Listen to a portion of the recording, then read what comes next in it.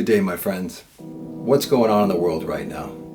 I think sometimes about a brilliant teacher that was in my life for years, gone too soon. Dr. Wayne Dyer passed away August 30th, 2015. And before he left this plane of existence, he was the third most spiritually influential person on the planet, influential being on the planet. He was such a powerful spirit in my life. And I often think of him, feel him.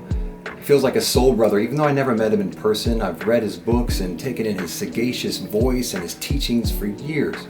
And he's truly inspired the Now-ist, the book that I wrote.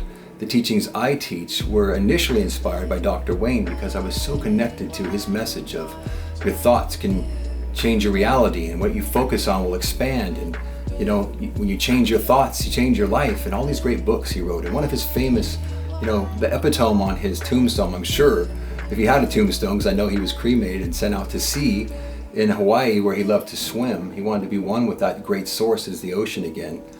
But he said, when you change the way you look at things, the things you look at change. And how is the world looking at things right now? I'm deeply moved by the suffering of the world. I'm deeply compassionate for the people that are sick and people that have lost their life. And I'm just so connected to being of service to the world in this devastated state that we're all in.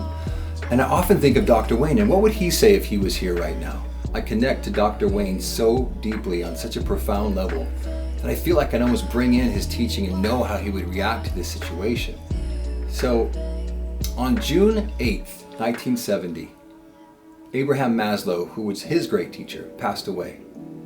And at that very moment, he says in one of his books that the same moment that Abraham Maslow was passing away on that June 8th, 1970, that same day, he was walking across the stage and he was receiving his diploma of becoming a doctor. And he felt like it was a synchronicity and there was no coincidences in this divine universe.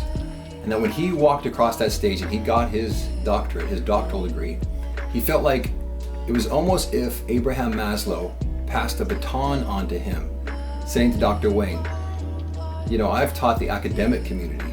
Now you go teach the cab drivers, the hairdressers, the lawyers, the doctors. You teach everybody else about self-actualization. Well, on August 30th, 2015, Dr. Wayne passed away. And I feel like he passed the baton on to me. And with all due respect to Dr. Wayne and his incredible mission, I'm picking up that baton, I'm running with it. I feel inspired. So I'm inspired today to give a short video to you to teach you a little bit about what I believe Dr. Wayne would be telling the world right now in this state that we're in this time-bound state we're in, where all of our thoughts are focused on largely what we don't want. I think the vast population is focused so much in fear and in scarcity and lack that they have a tendency to get caught up in the inertia and the momentum of those thoughts, take them out of the ease, take them out of the peace that they can experience and become one with only if they would change how they think. Because once again, the epitome, I believe, of Dr. Wayne was when you change the way you look at things, the things you look at change. How are you using your focus? How are you using your precious present moment awareness to focus in on what it is you want to manifest in your life? Most people focus on the news, the consistent death toll, these sad events. I don't discount any of them. I have such great compassion and love for all these people that are suffering, but I want to be of service, as I know Dr. Wayne would be if he was physically in this body. I know his spirit is everywhere. I know he's part of balancing this incredible disbalance that's going on, this imbalance that's going on in the planet right now. I know he's here with us. I know his spirit is with us and alive and well. I just tend to focus on his teachings at this time even greater. And I think of the seminars he used to do and the talks he used to do. He would toss out oranges. Frequently, he would toss oranges out before his talks. And people would grab these oranges and they'd look at him like, well, what is this? And he would say, if you squeeze this orange, what comes out? And then people would say, juice? And then the little girl would say, orange juice. And he would say, yes. How do you know that orange juice is going to come out of an orange? And the little girl would say, because that's what's inside. Yes, the message, the analogy, the symbolism here is when you squeeze an orange, no matter how you squeeze it, no matter what time of day you squeeze it, what comes out of an orange? Orange juice. Because that's what's inside. What's inside you, my friend? We're all being squeezed right now, metaphorically, by pressure, by stress, by the weight of the world, by anxiety. We're all being squeezed. What is coming out of you? Check in with yourself many times a day when you react to people in line, the social distancing, people wearing masks. Are you staying away from them? Are you focused so much on the worry and the fear that we're being squeezed that maybe, aggression comes out of you, maybe fear, worry, a quick remark, not kindness, not compassion. I'm just here to check everyone to make sure that we are being squeezed. But when you're squeezed, make sure what's inside you that's coming out is kindness, is peace, is reverence for everything that's alive right now and the people that are sick. Service comes out of you when you're squeezed. Just goodness comes out of you. Let that be the juice that flows out of you. Because so many people are being squeezed right now and they're hoarding things, they're being mean to people, they're disrespecting people, and that's not a time to pull apart and to separate. It's time to come together and to unite and become one.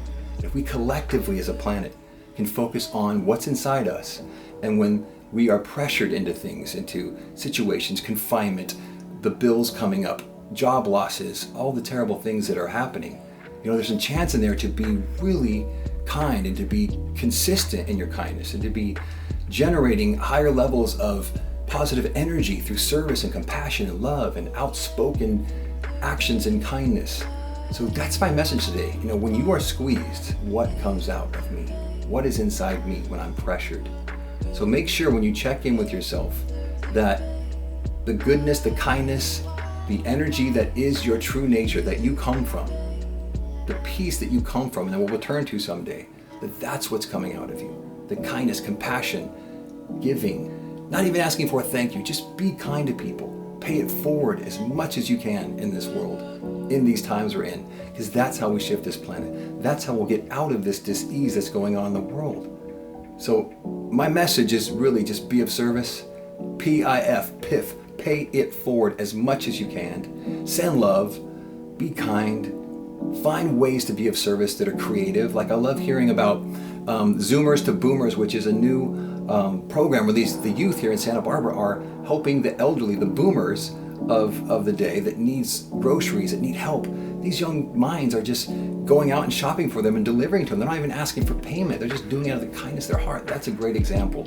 So when you squeeze these Zoomers, when they're being of service to those boomers, what's coming out of these people. It's a perfect example of when they're squeezed, when they're pressured, what do? They instinctively go to service. They go to kindness. They go to serving people that need the help. And if you're having that mindset, if you're coming from that place, you are going to find out that your life will get better.